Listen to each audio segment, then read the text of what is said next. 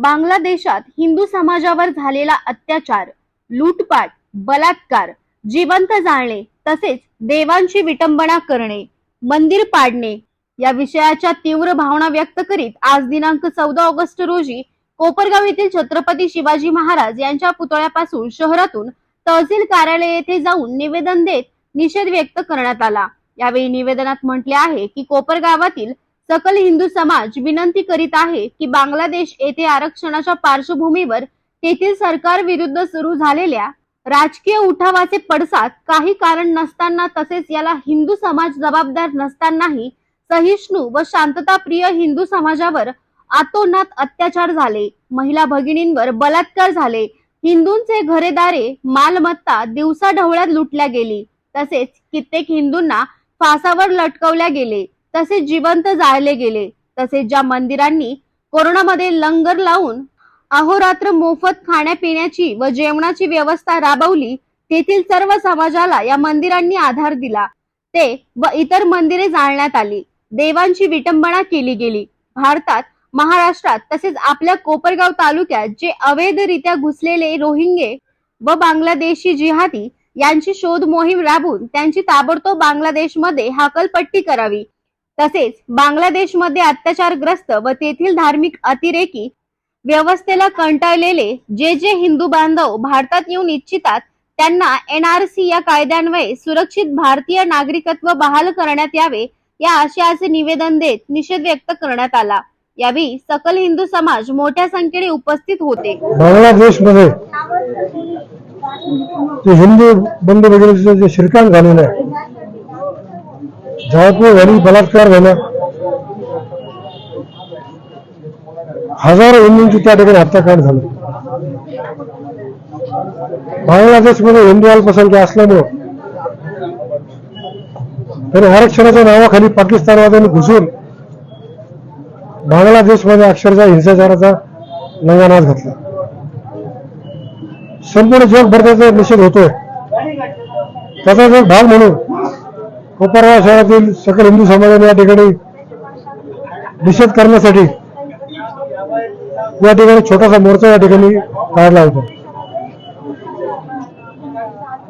आपल्या देशाचं दुर्दैव आहे, केवळ मुस्लिमांच्या मतांच्या गट्ट्यासाठी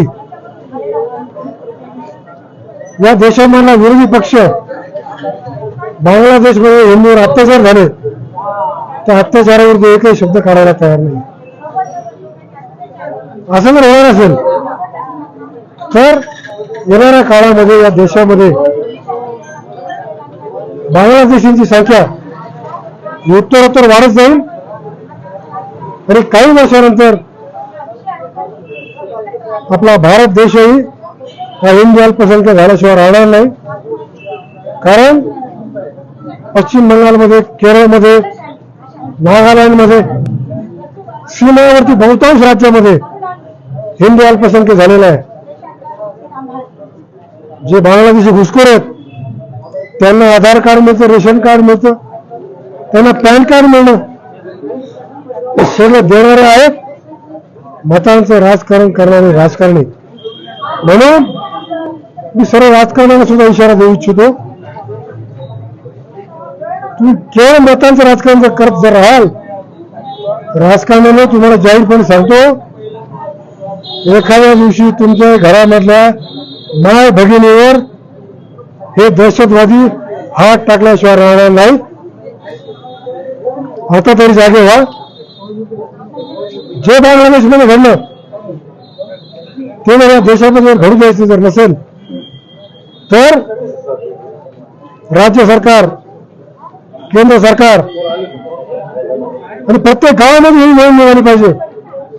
बांगलादेशी रोहिंग्या जे कुठे आहेत त्यांना शोधून या देशाबाहेर हाकलण्याची मोहीम लवकरात आपण जर सुरू केली नाही तर आपलं अस्तित्व धोक्यात आहे। धन्यवाद। कोपरगाव तहसीलमध्ये आलेले सर्व जे नागरिक बांधव आहेत त्यांच्या भावना निश्चितपणे मी समजू शकतो। जगातील कोणतीच व्यक्ती झालेल्या घटनेचं समर्थन करणारी नाही आणि आपल्या सर्वांना माहिती की जगभरातून सगळ्यांनी त्या घटनेचा निषेधच केलेला आहे। चुकीच्या कृत्याला कोणी पाठबळ देणार नाही किंवा कुणी त्याचं समर्थन करणार नाही. निश्चितपणे मानवतेच्या धर्माला काळीमा फासणाऱ्या काही घटना घडलेल्या आहेत. सर्वांच्या भावना मी या ठिकाणी समजू शकतो. आपल्या भावना आणि आपलं निवेदन निश्चितपणे शासनापर्यंत पोहोचवण्याचं मी आज या ठिकाणी काम करणार आहे. आपण शांततेत ज्या पद्धतीनं या ठिकाणी आला त्याबद्दल सर्वांचे धन्यवाद. विपिन गायकवाड, महाराष्ट्र माझा न्यूज, कोपरगाव.